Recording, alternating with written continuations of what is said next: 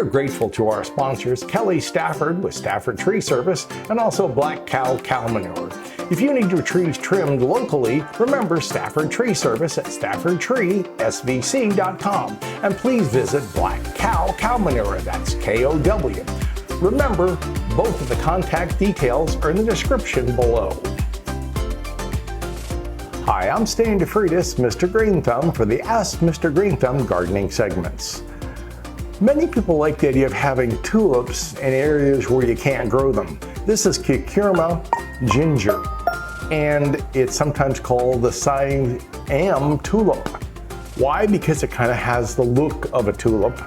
And yet we all know tulips do well in cool areas and need that cool spring, early summer. This plant, of course, is a tropical.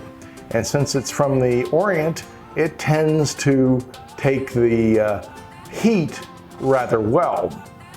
In fact, when it gets really cold during the fall winter, it sometimes tends to die back down to the ground. And a lot of people throw them away. But you could leave it in the container, maybe mark it, leave the tag in it, so you know that this plant can come back next spring. It is one that tends to go through that whole kind of dying back and coming back out type system. This particular plant is not great if you've got dogs or cats or horses. It can be toxic to them.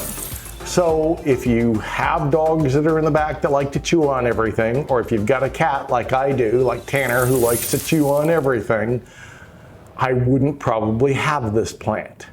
But if you don't have animals like I do, then it would be one that I would consider for that tropical effect. If you mix this with some, caladiums, or maybe with a hibiscus, you could see that this plant lends itself to that beautiful tropical effect. You need to make sure it gets watered on a pretty good regime. As far as light levels, full sun is probably best to partial shade.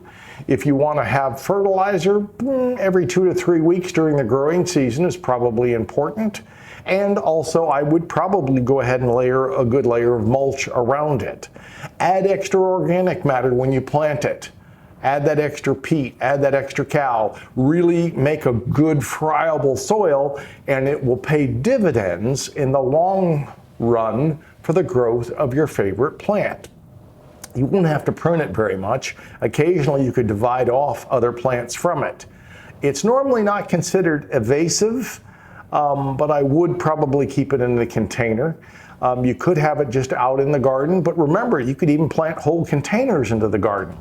One of the tricks I saw when I was at Disney many years ago is they had a lot of their plants in containers, so they're always moving plants in and out, and you don't really notice that they have some plants that aren't doing as well as others because they're constantly changing them. That's a trick that you could use in your backyard or garden as well. You could divide some of these, and you can get more if you wish to get into the business of making them spread. As I mentioned, they will die back when the cold comes, but during most of the growing season, especially during the spring, hot summer, they will grow like thunder, and they really make a nice tropical addition to your landscape. Remember, of course, that new videos will be dropping on your favorite social media platform every Saturday at 10 a.m. So if you like this video, hit the subscribe button and get your gardening group, get your neighbors, get Uncle Jerry and Aunt Mary to hit the subscribe button because we need you. Once again, as always, thanks for watching.